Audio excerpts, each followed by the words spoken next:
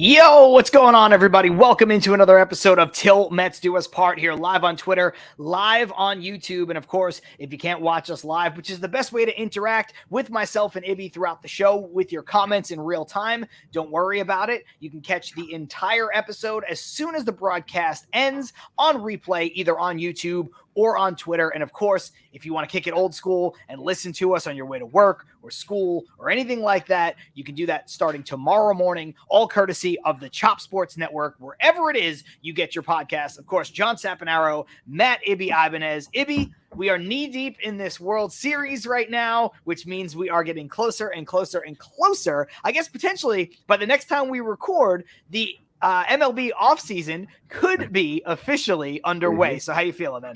I'm feeling pretty good, John. I mean, outside of the, I don't know if you can hear, I got a little bit of a frog in the throat right now. The weather over here on the East Coast it's been cold, it's been hot. It's like 75 degrees now.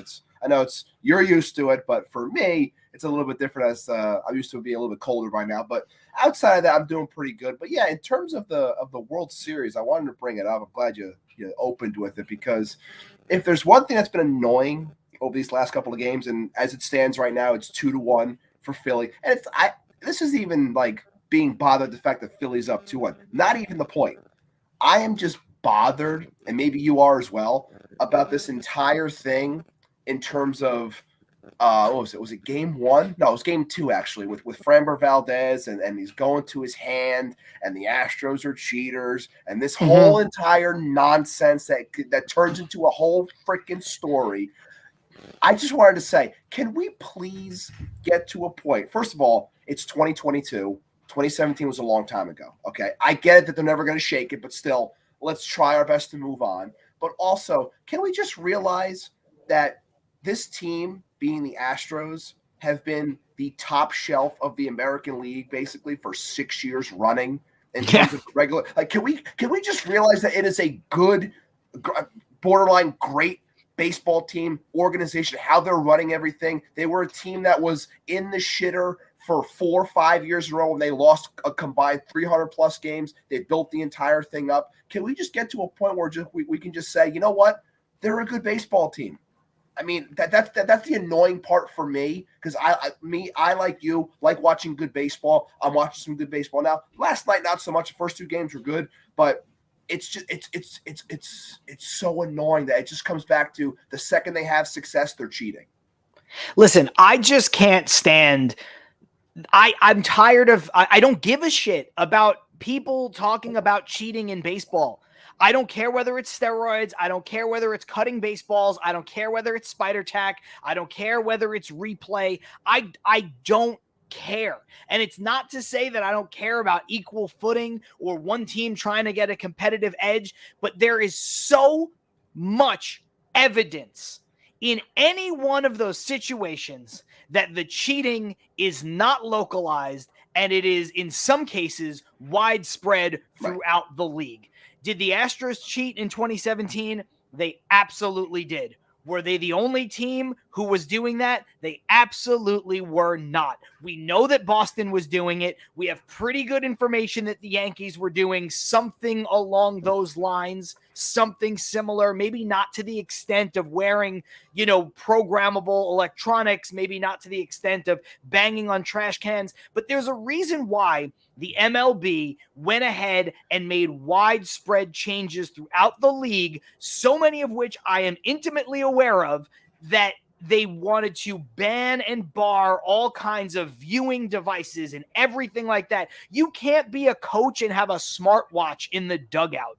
You know what I mean? Like, you can't wear, the only thing you could wear is something equivalent to a Fitbit, and I forget the exact name for it, but it's basically just an electronic fitness tracker that has no other access to like a smart device. So you can't get texts or anything like that. But when it comes to steroids, the entire league, depending on who you talk to, it was 70, 75, 80, 85, 90, 95% of baseball were doing steroids. If you go back far enough to guys, spitting on baseballs and cutting baseballs and scuffing baseballs, it's not just Mike Scott in 1986. Guys were doing it all over the league in the 80s. And then you want to talk about amphetamines and cocaine. Guys were doing it in the 70s and the 80s like hotcakes. Tim Raines wouldn't slide on his back pocket because he had cocaine in it, is the rumor.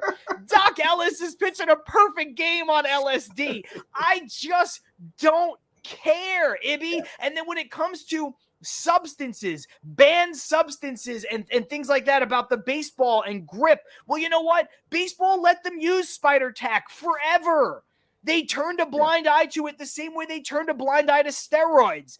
And part of the reason why I don't care is because it is widespread. It is because it is enormous. But the other reason why I don't care, Ibby, is because baseball doesn't care. Right. They're not doing anything. The fact that the baseballs have to get rubbed down with mud from the Delaware River, and only the Delaware River, and no one except the family who's been doing it since the 1800s knows the exact location of the mud, and that these poor clubhouse bastards have to rub the baseballs down with their bare hands before every game because now the balls have to be stored clean in a humidor is absurd. Just make a baseball with fucking grip on it, for Christ's sake. If you cared that much, you would approve a certain substance and only that substance, and you'd make it so that pitchers could grip the ball, or you would make baseballs that don't come out like pearls. You would make baseballs like the Korean Baseball League has that have grip on them. It's 2022. Let's get with it. If they cared so much about the Astros cheating, they would have the World Series. They cared so much about Barry Bonds having the home run record and it's unofficial, they would have taken it away. They can do that. They can do whatever they want, but they don't. So if they don't care, why should we?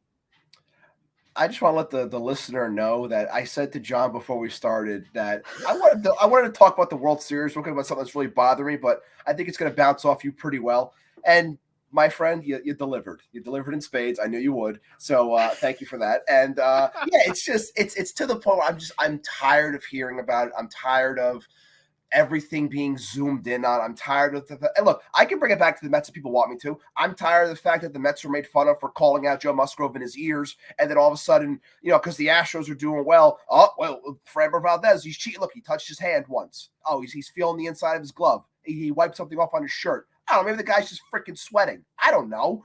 When you put your hand into a glove and you're sweating like a dog out there, and all of a sudden you take it out, your hands are pretty sweaty when it's on leather.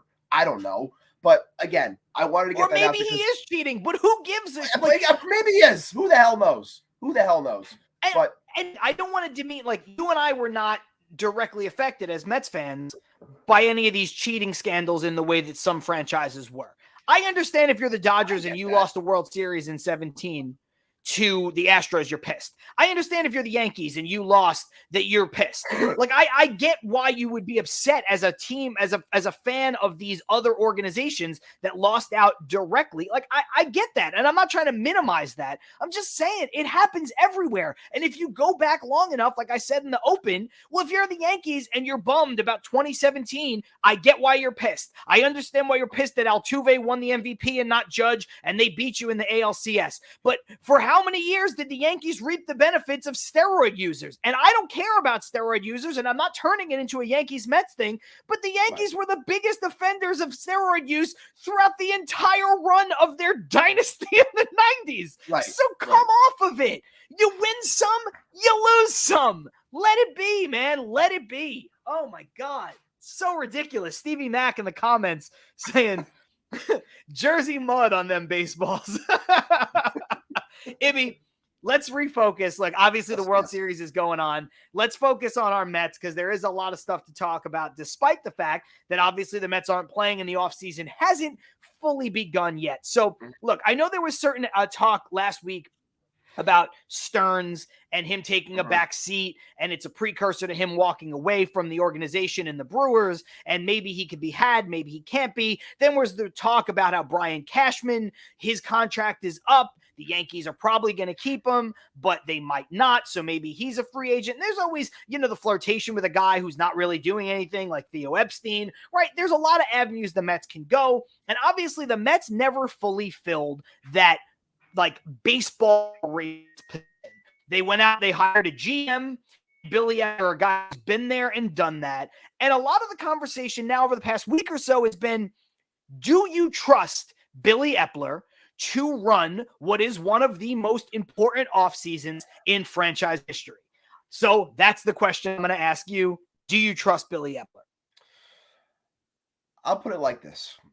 I'm going to start, because obviously you mentioned a lot of things. I'm going to start off by bringing up the fact, I'm going to answer it obviously towards the end, but the fact that you brought up Stearns as a conversation, Cashman as a conversation, and I know that, look, we all hate Martino, but the fact that he had the balls to say, Steve Cohen said to me, if he was lying about that, Steve Cohen would have put out a tweet saying, I never said it. He did that before with SNY reports. So the fact that he said that tells me that, he trusts Billy Epler to run the operation as is for this big offseason. Now, for me as a fan, do I think that if a Stearns was willing to speak, and then that whole stepping down thing was a precursor to that, if he was willing to speak, and if Brian Cashman is for some reason available when, the Yankee fans can hate him all they want, but if Brian Cashman becomes available, he's one of the most accomplished front office people in the sport and its history. If he becomes available, do I think that Steve Cohen should have a sit down with either one of those two? Yes. And I say yes because they are accomplished for what they've done, but also because that there is a connection with your front office as is now with Billy Epler. Billy Epler does have a connection to Brian Cashman. Billy Epler does have a connection to David Stearns. So the idea that it would cause this type of riff or whatever, no, again, the whole idea for Steve Cohen from the jump was been, I want something that is cohesive. I want an entire thing built out. He still hasn't gotten that top piece that he wants.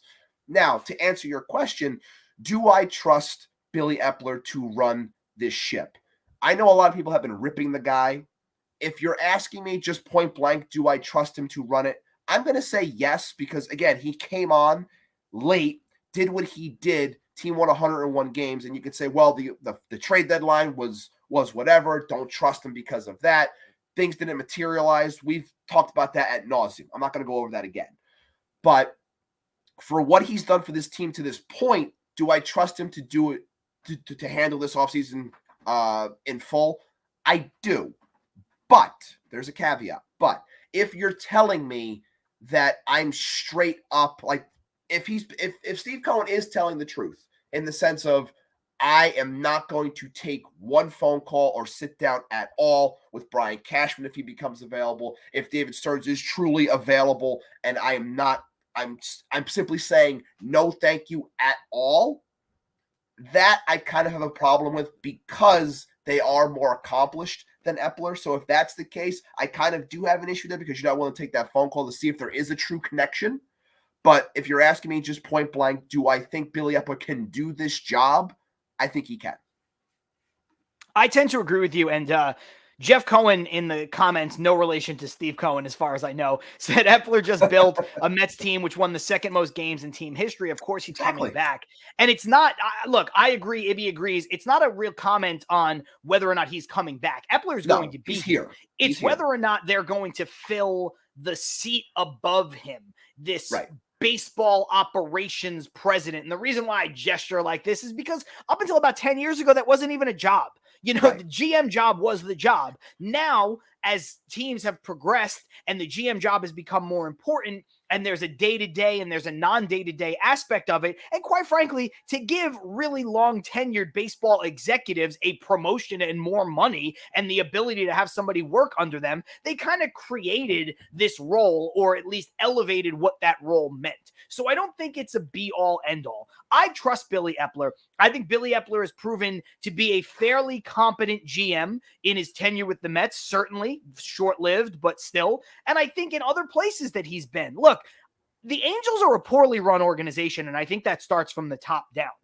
He made some good moves with the Angels. He made some bad moves with the Angels. Nobody's track record is sterling. Nobody's track record is perfect. And I do agree with you, Ibby, that I think it's foolish if you're a guy like Cohen, and a guy like Cohen is not foolish. So let's just start right there, to not investigate, to not have a phone call, to not talk to one of these people. I don't think it upsets the apple cart in the case of Stearns and Cashman because, like you said, each one of them have a pre-existing relationship with Billy Epler. So it doesn't really change the continuity that you're trying to have through your front office. Now, having said that, again, I don't think the Mets need to run out and fill that role of president of baseball ops this year. I don't think it matters that much. I think there's plenty of competency in that front office as it stands. I also don't think that these guys are truly available. And again, as we're having this conversation, it really is to address the fact that people have been asking and clamoring for conversations like this to happen. So we have to, just kind of address it in our own right. So when I look at it, I look at Cashman as an interesting person because I think the Yankees need to move on from Cashman, but I think any other team in baseball would be foolish to not take a look at Cashman is what the message is. And he's been there for such a long time that they may need to change things up because it hasn't worked in a while. And with Stearns, I've always liked Stearns. I think Stearns got a raw deal because Jeff Wilpon's an idiot. And I think there's an opportunity for Stearns to come back. And look, Theo is Theo. And Theo's always going to be Theo. And until Theo gets a job in baseball or somewhere else, he's always going to be a what-if kind of maybe candidate. But, having said all that, I don't think that it's a necessary thing to fill today. And I don't think it's something that the Mets have to worry about right now. If one of those guys becomes available, or if Milwaukee allows Stearns to have an interview or whatever it might be to then take what would be an elevated role and maybe you have to compensate them somehow, sure, you have the conversation. But I think that Steve Cohen is proven to be a guy who's going to do his due diligence. I mean, by all accounts, he had a conversation with Theo last year, but Theo wanted, and he was going to cover. Cohen talked to him anyway. Oh, sorry, you're cutting out a little bit. Yeah, absolutely. It's the biggest thing for me is I'm all for just having as many smart people in the room as you can. Like that, that's my main thing. If you're gonna tell me I'm gonna get more smart baseball people, whether it's a Stearns or Theo or Cashman in the room, I'm all for that. But at the same time, based off of, again, going back to the comment, based off the fact that Billy Epler was the GM of the team that won 101 games, one of the best regular seasons this team has had in a long time. If this is, if this team won 83 games and they were a disappointment, we're having a different conversation right now. But they won 101 games and they're building towards something. And I think, Steve Cohen is appreciative of the fact that when it seemed as though in the early going that nobody wanted to take the job, however you want to spin that, when it came to the media, no one wanted to be here and work for the guy and all too much pressure, blah, blah, blah. He came in, did his job, took the money that he was given, spent it wisely. And again, they built something. And I think he wants to allow Billy Epler to see that out. Now, this is, like you said, our biggest offseason, might be ever, in terms of the people that you have to try and bring back, the holes that you need to try and fill to get to where you want to go. But I think that the trust is there within Epler. I know a lot of people on Mets Twitter aren't going to like to hear that, but you could certainly make the case it's the biggest one ever. Yeah, I'm telling you, it's like we talked about it at length last show. It's going to be an extremely interesting and fun and highly debatable offseason because there are so many things to do. Epler's at the helm. I feel comfortable because I think that they know what they need to do and they're going to go out and they're going to do it. I agree. So let's turn the conversation just slightly and talk about some news that came out where it was just a curious question brought to one Justin Turner about could he see himself coming back to the Mets and sort of taking his career full circle. And he said, yeah, I could see that if the Dodgers don't pick up his option, and they might not. Who knows if they will? They haven't made a decision yet. Your thoughts on that? For me, I'll just say early on, I don't think he fits. I think in an alternate universe where the Mets have a need at backup infielder, you could potentially see that being a fit where he'd be a part-time player, either at DH, first base, maybe play a little second base. I just think the Mets are pretty well covered there. I think if Justin Turner was an outfielder, I think then you could maybe see, a potential reunion. Right-handed bat off the bench, plays, once a week or something in a corner outfield spot, plays once a week at DH. I think there's an option there. But the positional value that he brings, I'll just say for me, I'm not interested. Although I will say, admittedly, I've kind of always liked Justin Turner. I'm with you. I look, I'm not going to sit here and bang my chest and say that I was a guy saying that they were idiots for letting him go. He was never going to succeed the way he did in LA here. It just wasn't going to happen. We all know that tends to happen a lot when it comes to guys who left the Mets when they were, run by the Wilpons. They would go elsewhere. They were there and they would thrive. But in terms of, first of all, I think it's very interesting that Mike Puma just puts out one small quote and 50 different outlets ran with it and said, oh, Justin Turner wants to come back to the Mets. It's like, well, he just said he would be open to the idea. And then it turned into this entire story. But also, he's a 38-year-old baseball player about to get his final contract. You think he's going to start removing teams from the equation? Right. And to your point, like, if circumstances were like the ones you just painted, and it's like he was coming off the bench and he's a power righty bat. Look, he's a D right now. I don't think he's more of a third baseman. I think he's more of a DH type. So again, depending on what you did with a Vogelback, if you didn't even pick up the option, you let him go. But it's like a player like that is making cheap money in Vogelback.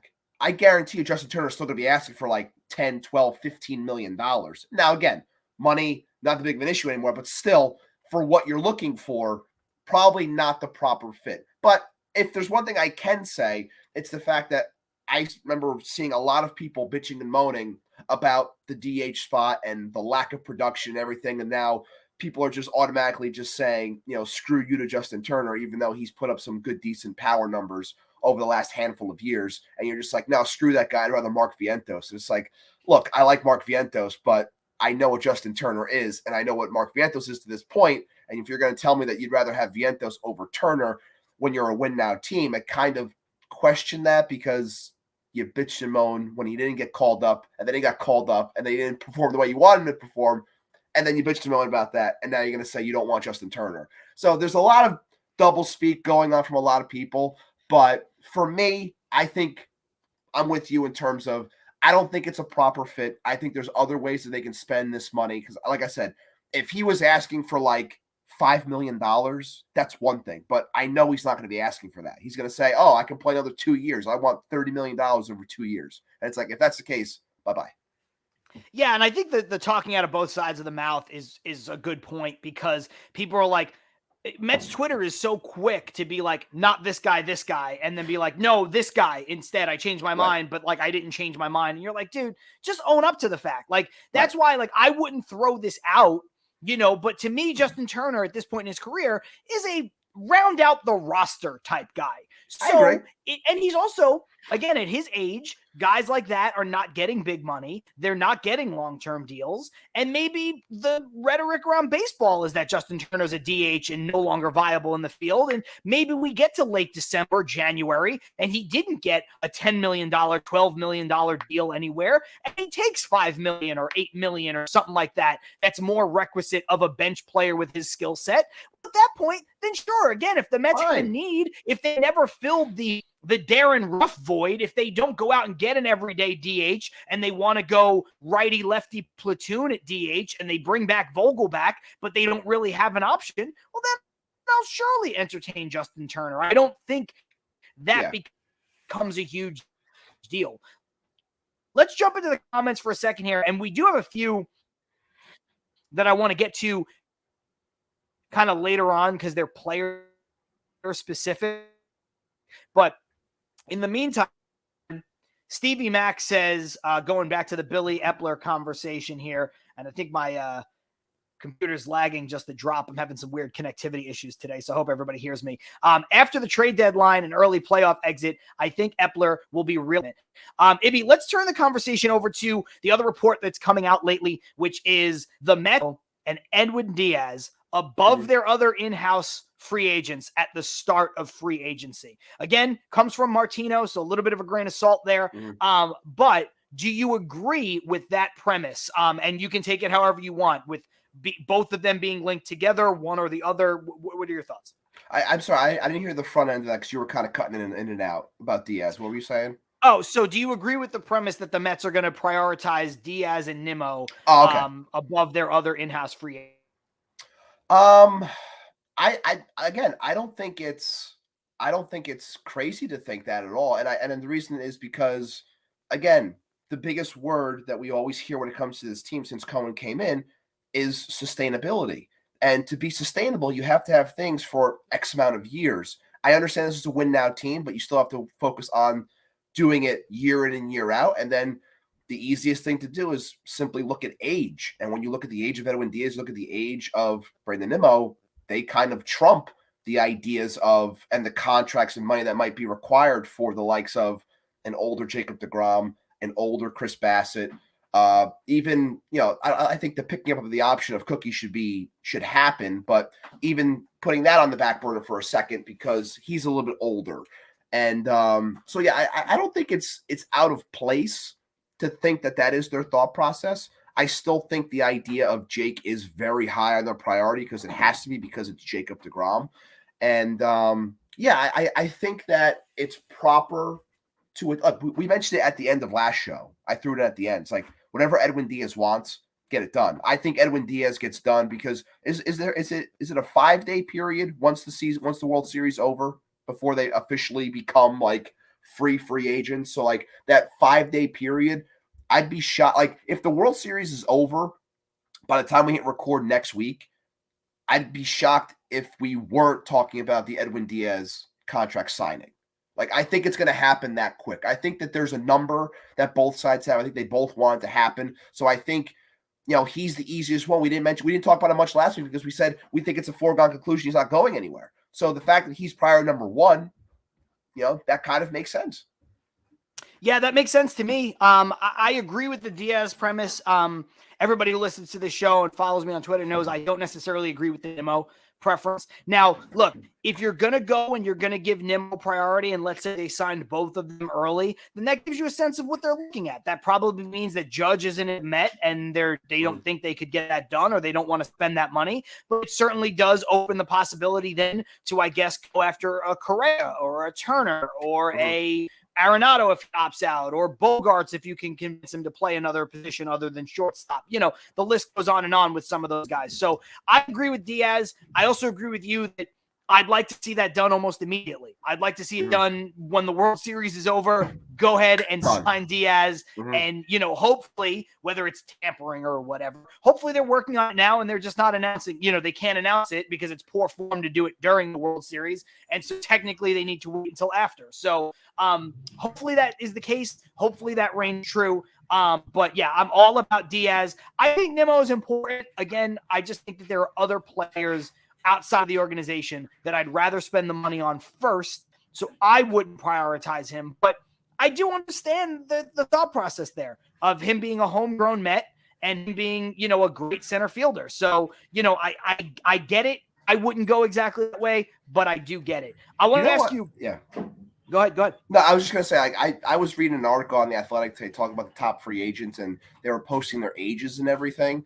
And I had no idea, I guess I should have known because he's been around for a while. I had no idea that Trey Turner was 30 years old. I had no idea. So that kind of I don't want to say dilutes the money he's going to make, but me thinking he was 28 when he's really 30, that does change the overall value of what I think he might get. He's probably going to push for $300 million, but I don't think he's going to get that. So that just seeing that, I didn't realize he was that old. I just want to throw that out there.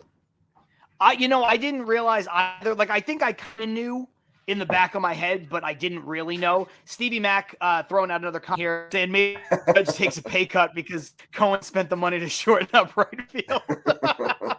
That is a great look. Then Mikey, who actually might be a new commenter here on the show. I'm not sure if I've seen stuff from him before. So what's going on if you are new to joining the show? Nimmo and Diaz are number one for me because the center field market is terrible this year. And that's certainly for Nimmo. That is the argument is that, look, right after that's Judge, why his number's going to be high. Right. It's Judge and anybody else in fairness. But after Judge, Nimmo's the best outfielder on the market, basically. Yes. He's certainly the next best center fielder, but he's probably the next best outfielder, period, on the market. So I did want to segue this originally, Ibby, into sort of a who stays, who goes conversation, but I think that'll be better served for the second half. So I want to jump to a second adjacent topic before we head into break at about 29 minutes here. Alexis Diaz. we're looking at the younger brother of Edwin Diaz. And you talk about giving Diaz what he wants, and I'm sure he'd want to play with his brother, but I'm make a situation. It was reported the Mets tried to go out and trade for him at the deadline during the season, which made sense because they needed help there. And they are saying, I forgot who it was, if it was Danny Albrano or whatever, but saying that they should go ahead and give it another go and try to acquire him from the Reds this offseason. To me, I don't know if a guy like this is available. He's got a good arm. He's young. Electric stuff, pitched to a 7-3 record with a 1.84 ERA. Even a team that's not good, in the Reds, I don't know if they would give up a player like this because the arm and upside and controllability. You're paying for him big time. Prospect-wise, you're paying. The Mets should be, they should be at least on the phone, right? If they tried once before. No, I agree. But you can't pay a premium in terms of prospects for a guy who's going to be your setup guy. No, you can't. And that just brings it back to other conversations we'll have in the second half of, how you're going to go about potentially giving away certain prospects for certain players to come in. And there are bigger needs. Look, we don't have a bullpen right now. At this point, there's literally nobody in the bullpen. So I get that you have to attack it. But at the same time, I don't think I'd be comfortable with giving up top-end prospects to get a guy to set up for me when I could be using those same type of prospects to put in a package to get me another starting pitcher that's younger or a bat that I need, something like that. You can find, and I know this can come back and bite because, we thought that we can go out and find more arms at the deadline and it didn't happen, but you can find and fill out a bullpen. Would I love to have Brothers Diaz in the bullpen? Absolutely. I think it'd be awesome. Give him a trombone instead of a trumpet. I don't know. Give him something different. Just give him something. We can have an entire orchestra coming out. Who cares? But that would be awesome. And I would love to have him. But it said they said at the time that the ask was high, as it should be, and guarantee you it's still going to be high. Because they see that you definitely need it, and you have some players that they're going to ask for. But I think that the idea of giving away premium, like you said, for a setup guy, not that high on my priority list. Would I love to have him? Absolutely. But I would much rather if I'm sending my prospect somewhere, for most likely a starting pitcher. Yeah, I agree with you completely. I mean, look, he's maintained his stats at the point, he's not a guy who's 30 or he's not a guy who is making a ton of money. The guy's making no money. Right. The guy is controllable. The guy's 26 years old, so a little bit of an older rookie, but for a relief that doesn't really matter as much. And yeah, the Mets don't have bullpen literally at all right now. There's no one in the bullpen, period. But the Mets are going to have the ability to either bring back some of those guys, whether it's a combination of, let's just say, for instance, Diaz, Lugo, and Ottavino they want to bring back. And then they can go out and they can fill in with some other guys who are free agents from other teams. Can trade a guy who is making money, who is older. And I've got some ideas, I'll save for the second half in terms of that. So, there will be options. And while I would love to have Diaz in the bullpen, I just think the Mets are going to be better suited in terms of an asset allocation standpoint to be able to go elsewhere, to be honest with you. And so it's a cool dream, but I think it's a pipe dream. And Stevie Mack saying Lil Diaz in his debut threw a scoreless inning with 2 strikeouts against the Braves too, which, stuff. Listen, we'll take that every single time. Ibby, we're a little bit over the halfway mark, so let's head into the break now. Come out and talk about this who stays, who goes situation. So for everybody watching for the first time, just a quick 10-second ad break. John Sapanaro, Matt Ibby Ibanez, Till Mets Do Us Part. We'll be right back.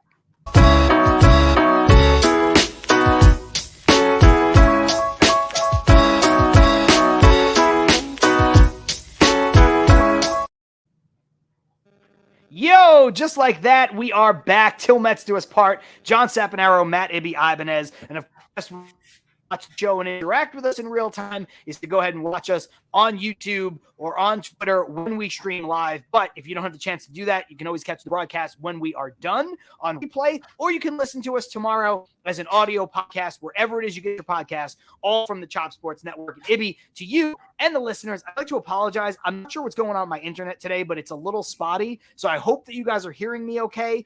Can you hear me okay? I'm hearing, I mean, certain times I'm hearing like once every third or fourth word. So I'm like kind of trying to think what you're saying, but we're still making it work. And then if I have to ask you to repeat it, we'll just repeat it. It's no big deal. Okay, well, I appreciate that for you and to everybody listening. I'll try to get this figured out by next week. Sometimes I have some issues, but this is about as bad as it's ever been, and I can see it too. So, Ibby, we talked a lot about which free agents we'd like to see stay, which free agents we'd like to see go, and things like that over the last couple weeks. And we kept saying, well, nothing exists in a vacuum. Right. You know, if the Mets go get Judge, then obviously they're not going to bring back Nimmo, right? Like there's dominoes here.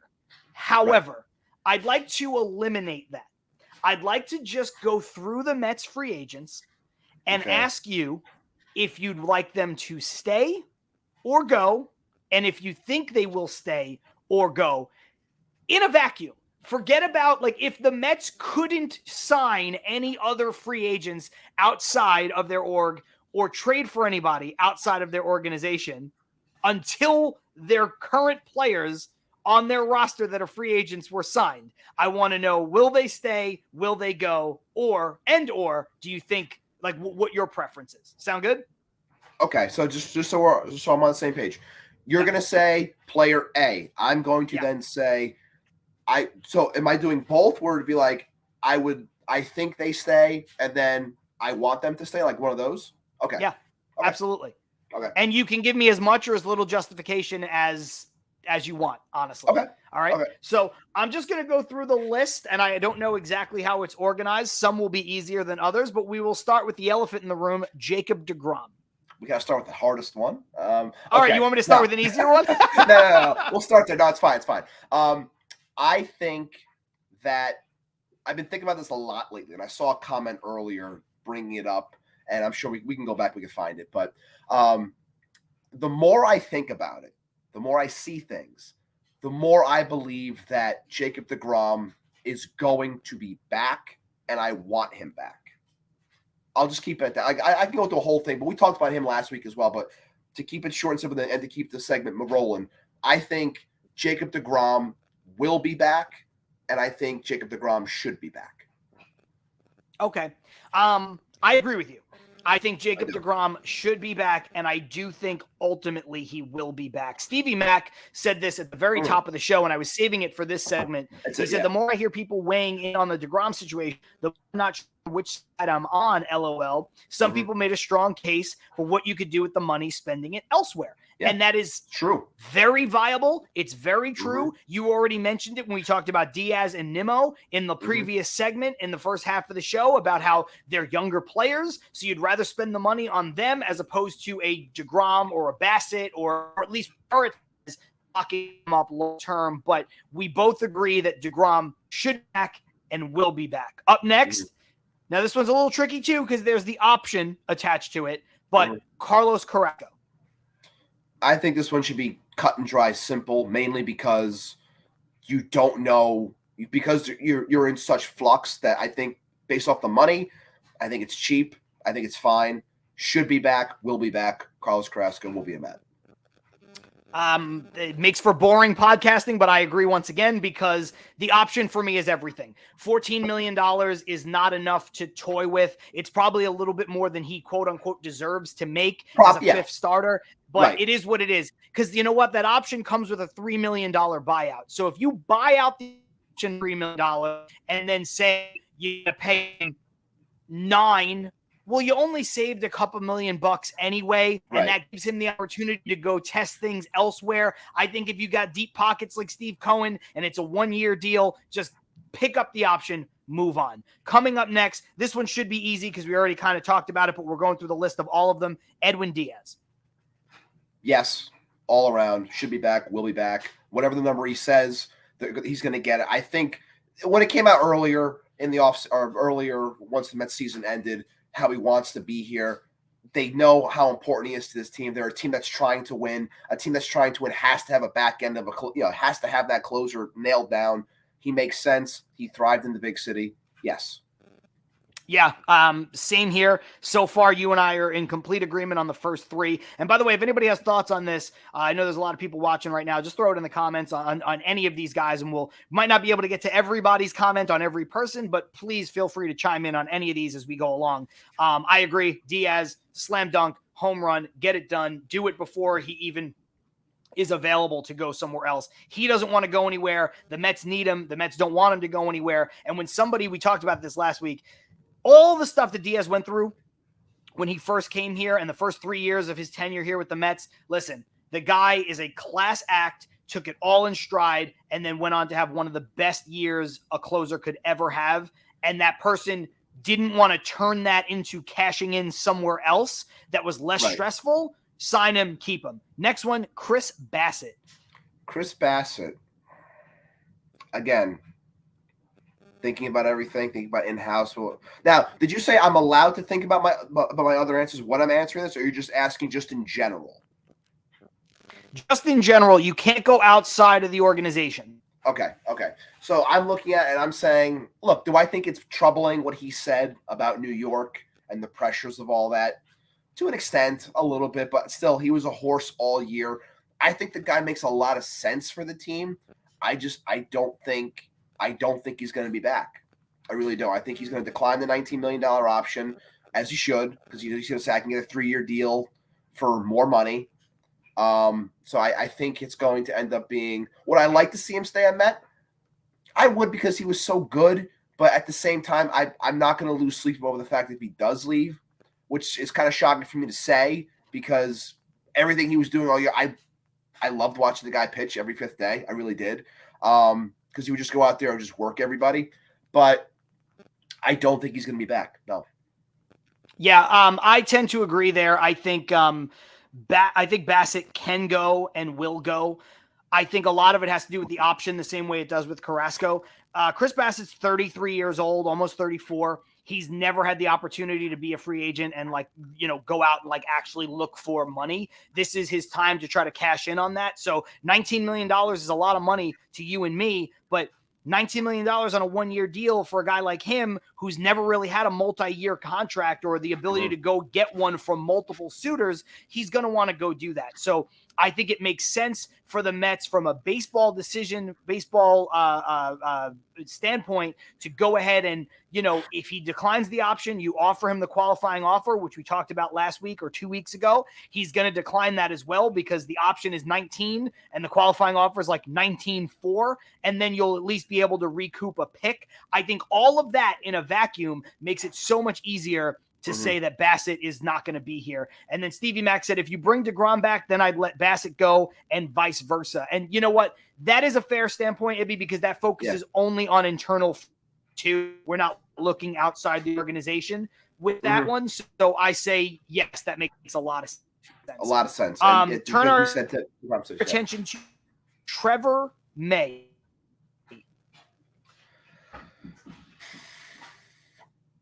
I think Trevor May is a really fun guy to follow. I think Trevor May is good for baseball in terms of the things he tries to bring to it. But Trevor May gives me a heart attack every time he's on the mound because I never know what I'm going to get. When he's on, and he's throwing a heavy ball and everything. But it's I thank you for what you did, but I do not think he's going to be back. I think they can go elsewhere and get something different and better. I tend to agree. I think Trevor May shouldn't be back. I think he's he seems like a really good guy. He is super fun. I think he's good for baseball. I think he's got a good personality. I'd love to have him on this show. But I think his tenure with the Mets has been less than what we thought we were getting. I also think he's been hurt a lot. And again, just looking at internal free agents, there are other people I'd rather bring back than him. So I think Trevor May, thank you for your service, but I don't think he should be back, nor do I think he will be back. Coming up next, Taijuan Walker. It's a tough one. Do we know Ty's age? Do you know off the top of your head or no? I don't know it off the top of my head, but I do know it because I'm looking at a list of players' ages. He's just over 30. Okay. I think he's going to command more money than people think, and I think that they're again. It's going to be it's so hard because we're trying to just take everything in house. I don't. Now, obviously, Ibby, I will say you do have to that. Yes, if the Mets don't bring back, like I said, in a vacuum, but like obviously, if the Mets don't bring back Taijuan Walker, they're going to have to replace him with somebody. But I just mean, course. as a 1-for-1 decision. So, like, of course, that factored in a little bit, but I don't want you to be like, well, I don't want to bring back Taijuan Walker because I'm trying to Aaron Nola if they decline his option or Rodon. No, I get you. Like I get you. I don't want you to think that way. So I think Taijuan Walker has been a very good Met. I do. I don't think he's coming back. I don't. I think that I can't really articulate what I'm trying to say with him because it's a tough one. Because he does make sense in terms of the age and staying, but I don't think he's going to be back. I think they're really going to retool that rotation, and I think he's going to be one of the ones in-house that's going to be gone. So I'm going to say he's out the door. Stevie Max says, I think I'm out on Walker 2 years in a row. His second half was meh. And the reason why I bring that up is, for me, that's part of it. But I think everything being equal, I'd rather have Taijuan Walker back for the next year or 2 or 3 than have Cookie Carrasco. But Cookie's got the option. Cookie makes it cut and dry. I agree with that. And so, even if we're looking at it as a vacuum of internal free agents only, Cookie makes more sense. Cookie makes more sense heading into 2023 than committing a 3, 4, 5, dare I say 6-year contract to Taijuan Walker. And I think that's upwards of what he's going to command. I think he can easily get a 4-year deal. I think, if people start bidding on him, it might go up from there. So I just think Taijuan Walker is I like him a lot. And I think another one, he's a good dude. He's a good personality. I think he brings something to this team off the field as well. But I don't think that he will be back, nor do I think he should be back. This next one's kind of tough. Devin Marrero.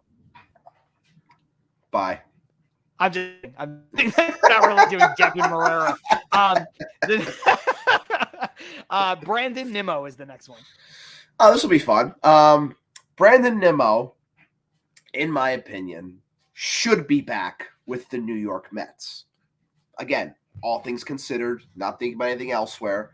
What he's done, Brandon Nimmo has provided what many thought Michael Conforto was going to provide for a team. Granted, less power than what they thought with Conforto, but overall, the type of player that he is, what he is in terms of new baseball with the OPS and the way it runs Created Plus, he makes all the sense in the world to be locked and loaded on this team. Do I think he's going to be back?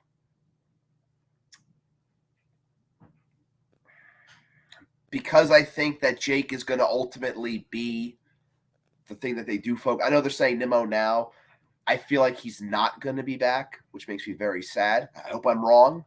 I know you're different than me on that, but I want Nimmo back. I want him to be here. I think he's part of the solution. But based off the things I've said to this point, I think he's one that won't be back. This is a tricky one for me because if you ask me right now, gun to my head, I think he actually might be back. Okay. Now, I would not bring him back. And I know a lot of that is because of outside free agent potential. Right. So that doesn't really play into this game. But if you want to use the logic that you just used, I think it makes more sense to pay Jake and to pay Diaz. Right. Even then, to me, even if you take outside free agents out of it, Nimmo for me is still probably my third priority, maybe fourth. If you start factoring in outside free agents, he becomes my fifth or sixth.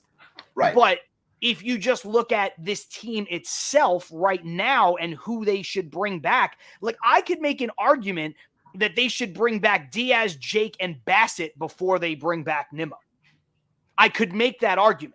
So Okay. now you could make the argument for the alternative. I'm not saying you're wrong if Nimmo is your 2 or your 3. Right. I'm not saying you're wrong. I'm just saying you could make the argument that you could go in another direction just with in-house free agents in terms of paying starting pitching. You could say, I want to pay Diaz, Jake, Bassett, Lugo, and Ottavino. And because some of those guys aren't even as good as Nimmo, but because of the holes that they have in the rotation and the bullpen, you could make an argument for that being the case. If there's one thing I'll say, there's one thing I want to say because I was thinking about this when it came to Nimmo. Do you want me to save it for later so it doesn't affect the game? Because what I'm going to say has to do more so with outside happenings, and I know it's not part of the game right now. Do you want me to hold that for right after this, or you want me to throw it in now? Hold it for, well, does it involve a trade or something like that? No, this has to do strictly free agency. Then throw it in now to the conversation because I have a good comment I want to bring up too from one of our listeners. Okay, so the main thing with Nimmo that I think is so interesting because of what you're saying when it comes to other options, the thing I fear, now again, money always talks. So if Steve Cohen wants to throw out the most cash for a guy, he can get him if he truly wants them. But if you say goodbye to Nimmo and he signs with freaking Colorado, which is, all the rage now for people, him going to Colorado. Say that happens. Say he goes. Okay. And then Aaron Judge stays with the Yanks or goes to the Giants. Okay. And, Trey Turner says, I'm a shortstop. I'm playing shortstop. So he goes to the Phillies. And Carlos Correa says, I'm not playing third base. I'm playing shortstop. And he goes somewhere else. And Xander Bogaerts says, I'm not playing second base. I'm playing shortstop. And then he goes somewhere else. I see where you're going with this. You're left holding the bag. You're left holding the bag, and all of a sudden you're like, you have nothing to do to improve your team, and you get worse. So I'm like, I've spoken with other fans as well about this in terms of you can't bring back the same exact team and expect to win the whole thing. You have to make some changes. I get that. But if you let Brandon Nimmo go, you do run the risk of really being left with nothing not because of who you are, but because you're not able to offer the things that certain players want. I guarantee you Correa wants shortstop. I guarantee you Turner wants shortstop because they want that money. They want the shortstop money. And then you're going to say, well, if Aaron Judge, maybe if he says no to the Yanks, maybe he just doesn't want New York in general and he wants to go out west. Maybe he wants to do that. So then that happens. And then you're kind of in a tough spot where if you lose Brandon Nimmo, your team gets worse. That's a really good point. I think you have to address Brandon Nimmo with the, hey, we're going to be good guys here. We're going to let you go and shop around offers because this is the first time we've ever had the chance to do that, but come back to us and give us right of first refusal. Now, that doesn't always work out, but right. I do think that that's the avenue, especially when you have the most money. That's the avenue that you need to take. I mean, Steinbrenner did it all those years with Bernie Williams and Derek Jeter. Go ahead. Go check out. And I'm not saying Nimmo is any of those guys, but right. Hey, go ahead, go check it out and then come back. And then they're like, no, okay, we'll give you the money. Jeff Cohen brings up a good point on this. He says, thoughts on a Conforto reunion if Nimmo doesn't return? I don't know if I'm in on that. I don't know if I am. I'm assuming you're not. I know. In fact, I know you're not. You are not in on that. I don't have to ask you. I know you're not in on that. I am the resident Nimmo Conforto guy. So, I mean, I love Michael Conforto, but I just feel like the ship has sailed and not knowing what's going to happen after the year off. And he's a little bit older. Missing an entire year is a big deal, I think, especially as you're getting older, a little bit longer in the tooth. But, yeah, I don't think so. I'd much rather just fight to keep Nimmo. I know you're saying if I do lose him, would I just accept a reunion? But if it was something, again, that's all things considered, something cheap, and he's just literally trying to reestablish his value, which I don't think he's going to do in New York because he had the chance to cash out big and he couldn't do it under a contract year. Would he want to try to reestablish himself in the place where he failed last? I don't think that would happen. I don't think so either. And look, if it comes down to Nimmo goes somewhere else and you get shut out in some of those other spots, I'm looking at a free agent list of outfielders. Now, some of them can't play center field, so you'd have to put Marte in center. But there are people that I would rather have than Michael Conforto, and there's quite a few of them.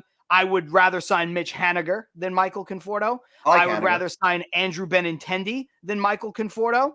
I would rather sign Jock Peterson than Michael Conforto if this is where we're going. And I say this, and I know this is going to sound crazy, but Ibby, I think you're going to agree with me on this in terms of what they've done in their careers. Now, I know New York is a factor for this one.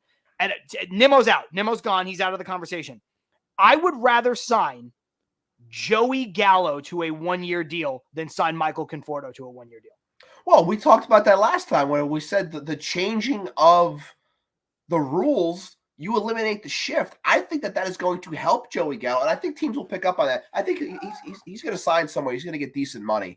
But, yeah, I think I don't think that's a crazy idea for you to say that you'd rather have Gallo over Conforto, mainly because, he didn't lose a year. Did it feel like he lost a year based off the way he played? Sure. But the fact that he was still in baseball and, you're changing those rules up now, no more shift, I think he does make a lot of sense for a lot of teams.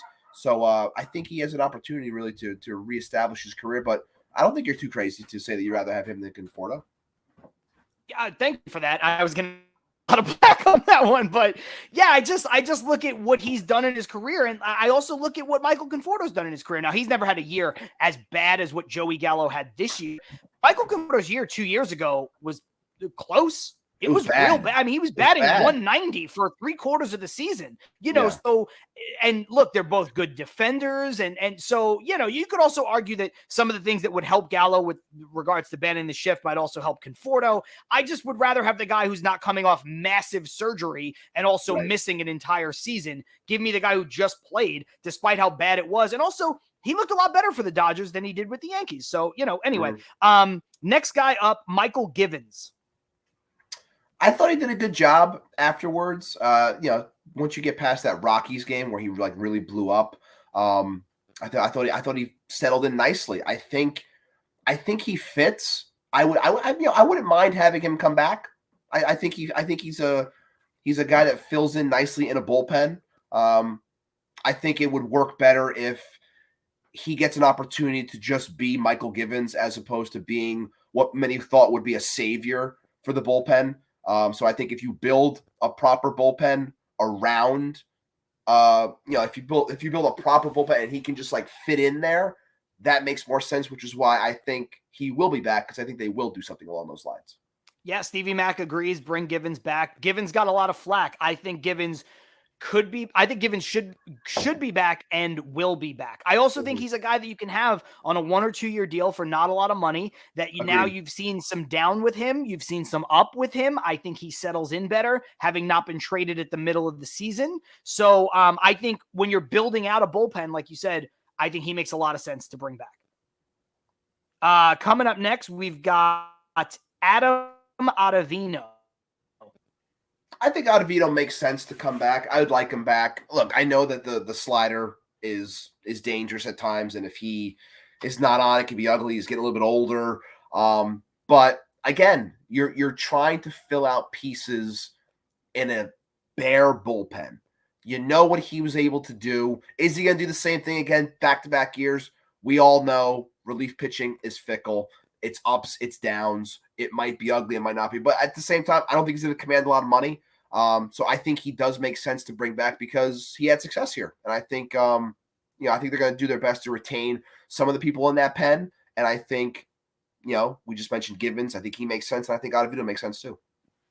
I think he should be back. I'm 50-50 on whether or not he will be back.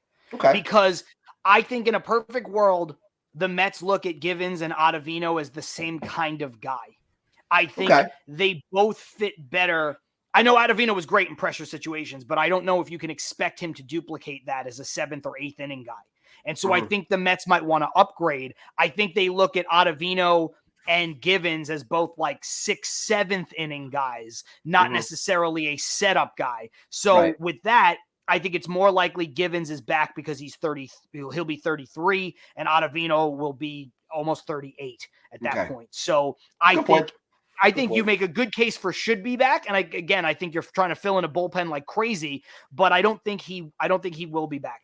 And part of the reason why I don't think he will be back is the next guy I'm about to bring up, which is Seth Lugo. Seth Lugo, again, he's been here for a long time. Do you have his age? Is it in front of you, Seth Lugo? Yes, Seth Lugo will be 33 years old. Oh, that's it? I thought he was a little bit older. All right. I think Lugo I think he makes sense as well. I think he has been a staple in this pen for a while. I think that, look, at the beginning of the season, he had his ups and downs. I think he kind of righted the ship a little bit more so in the second half where they trusted him more and he delivered more. But yeah, I think, again, like it's so tough with this bullpen because there's literally nothing. So it's like, I think that they want to retain some of them because some of those guys have proven, look, as much as people don't think it's a thing, you do have to prove yourself in New York because it is a tough market to be in, answering those questions, dealing with things. If you give up a hit in a big spot in the 7th or 8th inning, he's been there. He's tried and tested. I think he makes sense. Will he have a larger market? Will somebody want to pay him? I don't know. I'm not really 100% sure on what his market might be elsewhere. But I think he makes a lot of sense, and I will say he will be back. I want him back because of his age, because of the good over the bad that he's done. Mm-hmm. So I guess that counts as a should be back. I don't know if he will be back because I don't know if the Mets using him the way the Mets have used him is what he prefers, nor do I know if that's the best thing for his partially torn UCL in his elbow. Right. I know he wants to be a starting pitcher. I don't know if he can be outside of a little bit of a good run with us in 16. And then, of course, the World Baseball Classic. That's a long time ago now. Yeah. That's a long time ago. It's a long time ago to try to stretch out.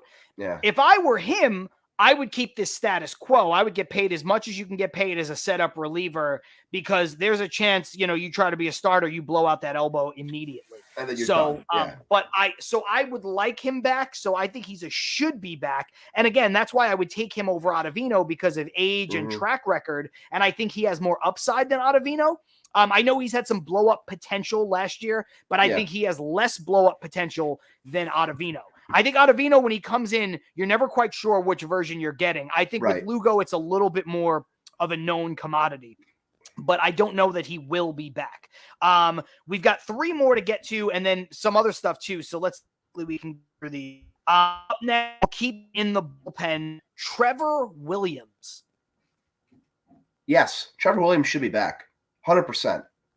Everything he did this year, everything that he's provided, whether as a starter or in the pen as a long guy, I think he makes a lot of sense. Trevor Williams, I want him back, and he should be back.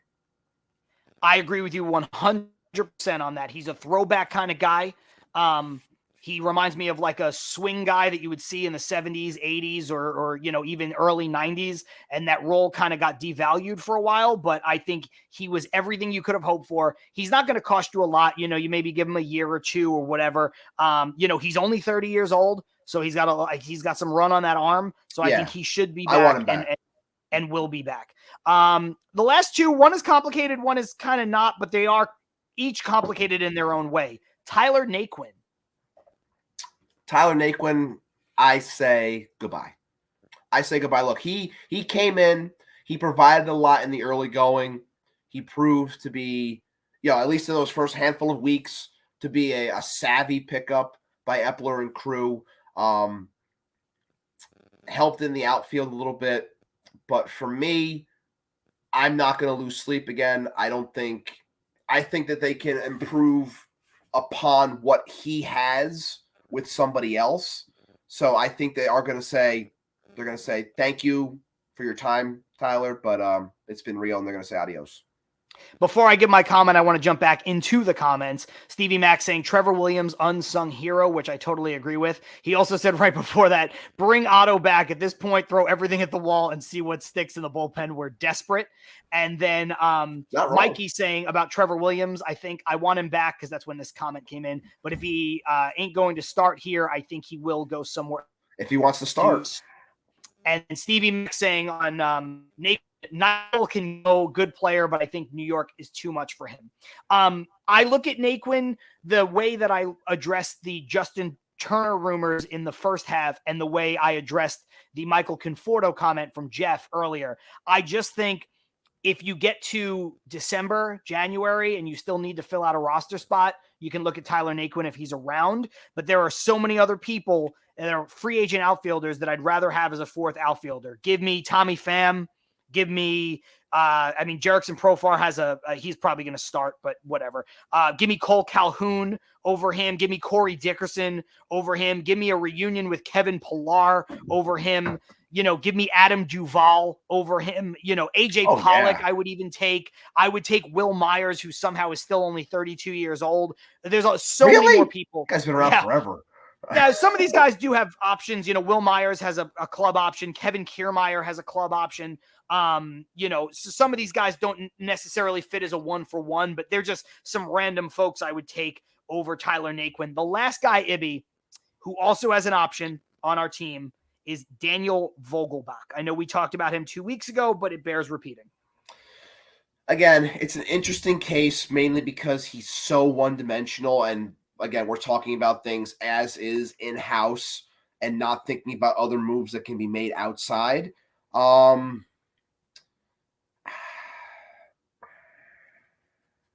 think because it's so cheap, I think having a lefty guy with pop that can still work a walk too, I think it makes sense.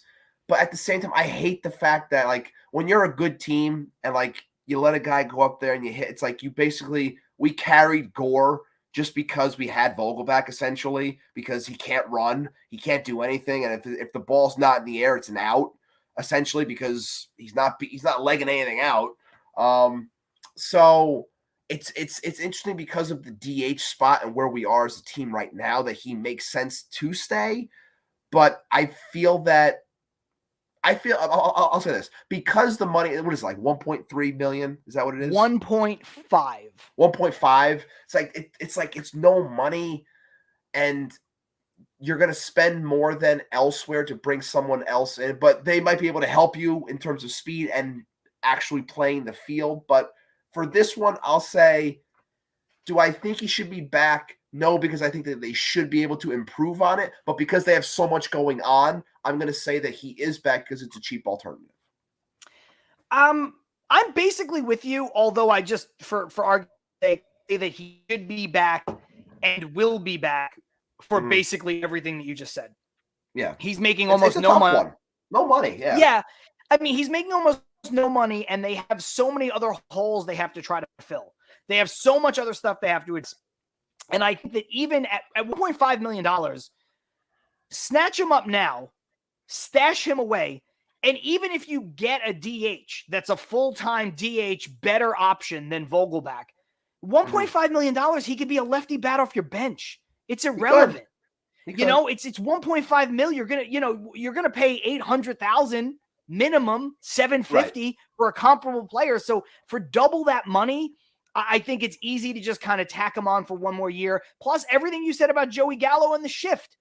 Why not apply that to Vogelbach and some of what he does? So for me, I think he can be and should be back. Stevie Mac says, bring Sexy back. He doesn't cost much. And then joking around saying Gore will be our new center fielder.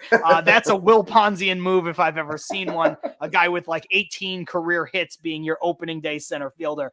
Colin Cowgill. Anyway, Ibby. So we're a little over an hour. I know we got to get out of here soon, but there's some other stuff we wanted to talk about in terms of just getting a little creative with trades and potential free agent signings and things like that. So the one that you stashed about Brandon Nimmo, do you want to bring that one up now? Because it kind of wraps up this other conversation and then we can move on. No, I mean, I pretty much covered the stuff when it came to the idea of, if we were stuck holding the bag in that sense. Oh, that's right. Yeah, that's my bad. That was how. So you did have, before we went live, you did have a trade that you wanted to bring up, and I know some people hated on you after the fact about the McCann Bumgarner one, which I think makes sense. I don't think it's a first move out the gate, and the reason why we're bringing this up, by the way, Mets fans and everybody watching and listening, is because there was another report out of SNY that the Mets are actively looking to trade kind of right away because they're looking to kind of grab a known commodity. I would say similar to what they did with Lindor. I don't know if it's going to be that big, but something along those lines, maybe where they fill one of these holes instantly, kind of not necessarily before free agency, but right at the offset. So, Ibby, what was your thought? Yeah, the main thing that really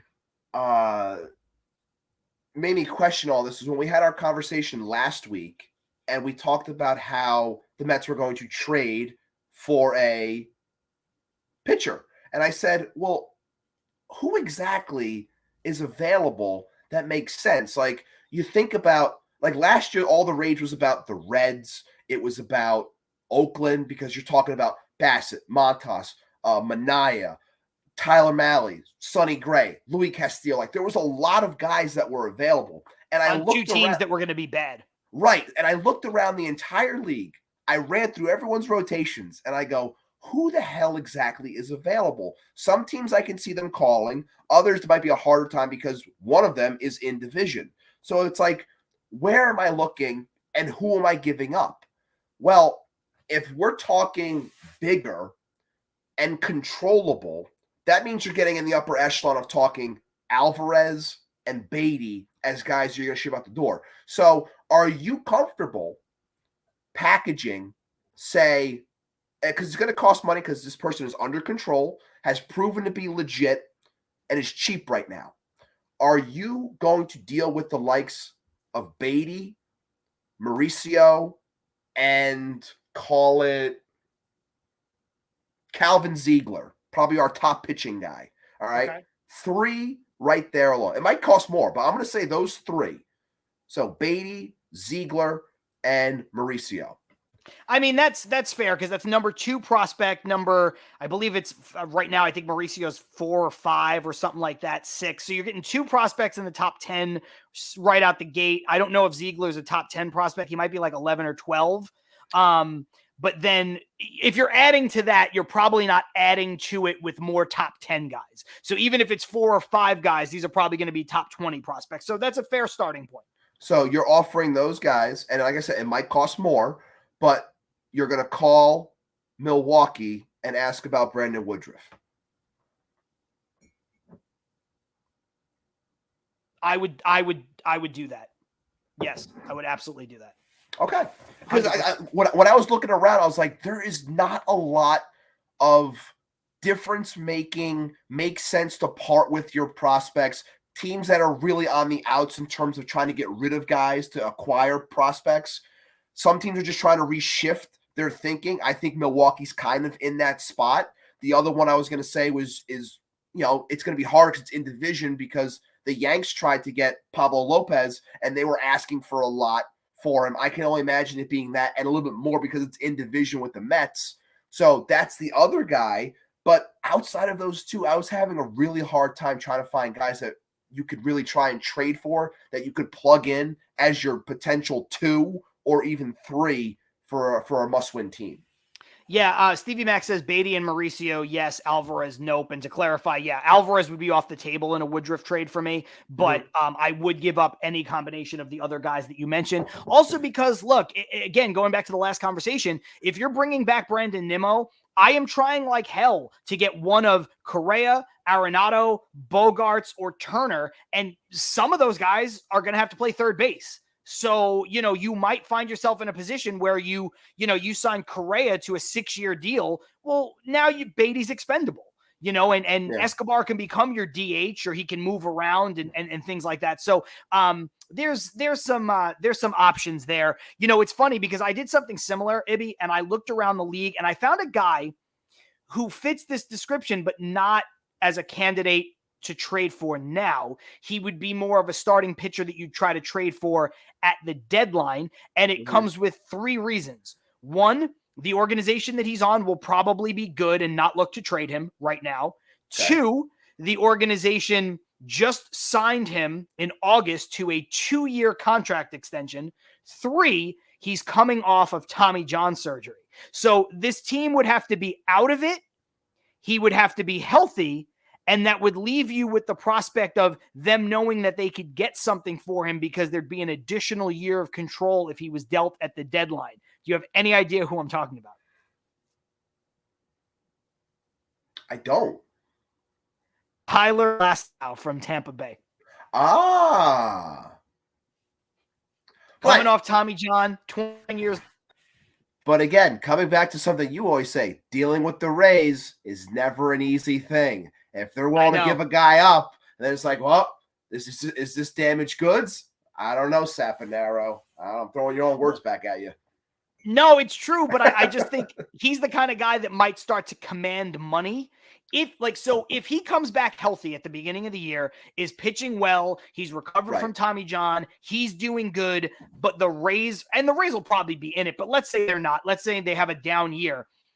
The Rays they're not the Angels. They're going to maximize potential. They're going to say, look, there's no way we're re-signing Glass now as a 30-year-old free agent to a big money contract. So the best thing we could do is trade him at the deadline, knowing that we'll get more for him now with an extra year of control as a healthy fireballing pitcher than we would at the end of the season. So I think he's a guy to keep an eye on, not for the offseason, but for a potential move that happens somewhere else along the line. Ibby, there's two other trade candidates I wanted to bring up.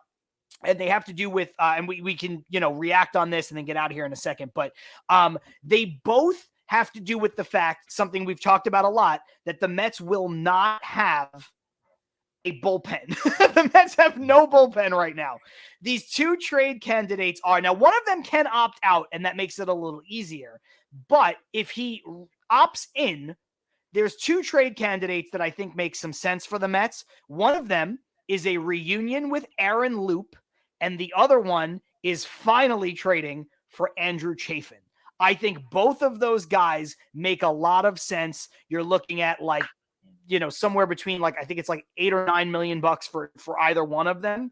And I think if you're looking to round out a bullpen as a quality left-handed pitcher, they're both going to be on bad teams. They're both making significant money. I think either one of them makes sense. I think, I agree with that. I think, I thought Andrew Chafin was going to be a Met at this deadline. It didn't happen. So I don't know exactly what Detroit was asking for or what the Mets were unwilling to part with. But I think both of those guys make a lot of sense for the reasons you just said, based off the money, based off the teams that they're on. Now, I don't know how much weight we're going to put into the idea of the Angels and how they're going to go about dealing people in terms of, if the team is selling, does Moreno not want to deal because he voted against Cohen and all that nonsense that's kind of getting tossed out there now. But if there's one thing that we know, it's the fact that when someone is selling, they want to get rid of assets. They want to clear money. So it's less on the books for someone who's coming in. So anywhere that they can, Aaron Loop coming back, I could see it. Makes sense. Because again, Fickle, to your point that you made well in the beginning of the offseason, we were talking about how no matter how great he was, if he's just a smidge worse, it's going to look a lot worse than what he actually is because, again, he had an incredible season. He goes to L.A. He was not good out there. He pitched like a 4 ERA or something? Did he come down from that? But he had a rough go of it. Got his money like he wanted. Would he come back? Would he thrive if he came back? I don't know, but I think it does make a lot of sense in the points that you made. I just think if you're going to take on the money, you have an option there to, and for all the reasons why he didn't make sense for the Mets to re-sign to a big money deal, he suddenly starts to make sense for the Mets to take on a 1-year deal and acquire him the way that they would try to acquire him from the Angels. I also think, look, you're not dealing with a generational player like Trout or Ohtani, you're not trying to get somebody like that. You're just trying to clear money for him. And Stevie Mack says Chafin has an option for 2023, right? Yes, he does. Don't know, no word yet on whether or not that option is going to be exercised or not. Haven't heard anything. So I'm assuming that he stays under contract and then Mets would have to trade for him. Obviously, it becomes a lot easy if he opts out or the team doesn't pick up the option. I'm not sure which way that option goes. Then obviously the Mets could just sign him, and that becomes a no-brainer. Which brings me to my last point, Ibby. There are two other reunions the Mets could have in the bullpen for just money, and I think both of them make sense, either separately or perhaps together. Michael Fulmer, Rafael Montero. Michael Fulmer, I'd be open to it. I'll go on record right now and say I freaking want Rafael Montero on this team. Okay. I really do. Okay. I want him to come back. I was talking with some guys at work, Mets fans, and I'm like, I know Rafael Montero as the soft toss and changeup guy throwing 92 miles an hour, and I'm watching this guy in the World Series piping 98 on the black, and I'm like, who the hell is this guy? This is who I want. So, yes, I would love to have a shot at bringing Montero back into the fold and have him here in the pen. I think that makes a lot of sense. I'm glad you brought that because I was thinking about that too. So I'm glad you brought him up. But yeah, he is someone that I'm not saying prioritize, but that's a guy that I would really try to attack. Yes. I just think when we full circle this conversation, let's say, obviously you're bringing back Diaz to be your closer. They bring back, Trevor Williams to be your long man, swing man. You bring back Michael Givens. You bring back one of Ottavino or Lugo to split the difference on your opinion and mine. And then you go out and you get either Loop or Chafin in a trade. And then you bring in Montero and Fulmer. That's a good bullpen.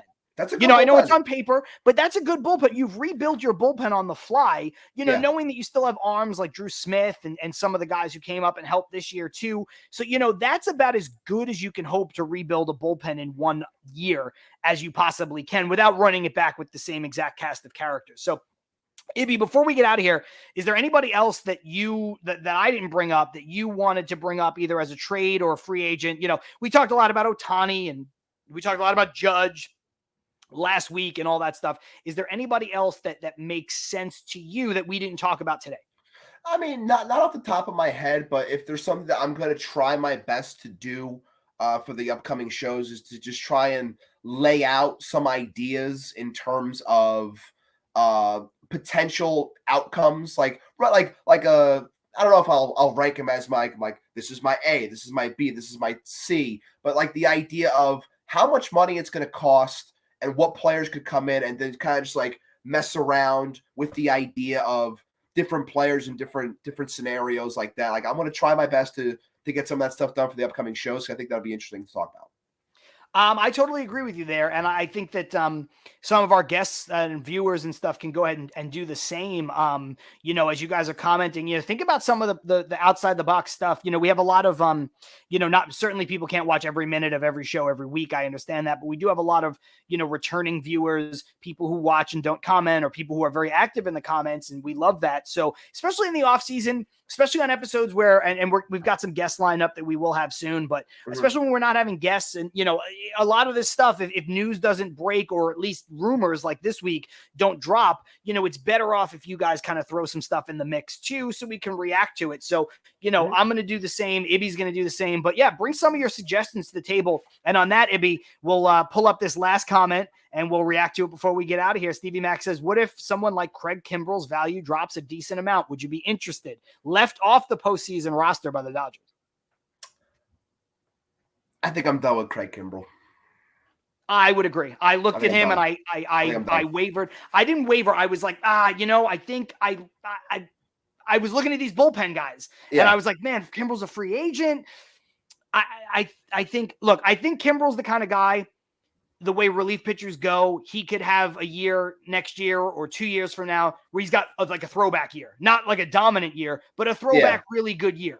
But I think consistently, he's got a lot of innings on that arm. And I think it's over for Kimbrell. So I would not, even if his value dropped, his value, Ibby, for me, would have to drop to the level of spring training invitation, minor league contract for me. Yeah, it's good.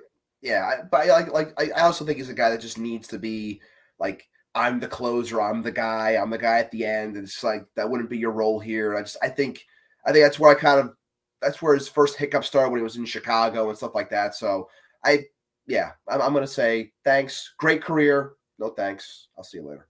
I agree with that. Well, ladies and gentlemen, that is an episode. John Sapanaro, Matt Ibby Ibanez, Till Mets Do Us Part, live on Twitter, live on YouTube. We're about to end the broadcast, which means if you missed any of it, you can watch the entire thing on our YouTube channel as soon as we do end the broadcast. And of course, you can listen to this podcast tomorrow, all courtesy of the Chop Sports Network, wherever it is you get your podcast. Again, I apologize for some of the internet issues I had. I'll try to resolve those things for next week. We'll talk to you guys later. Peace.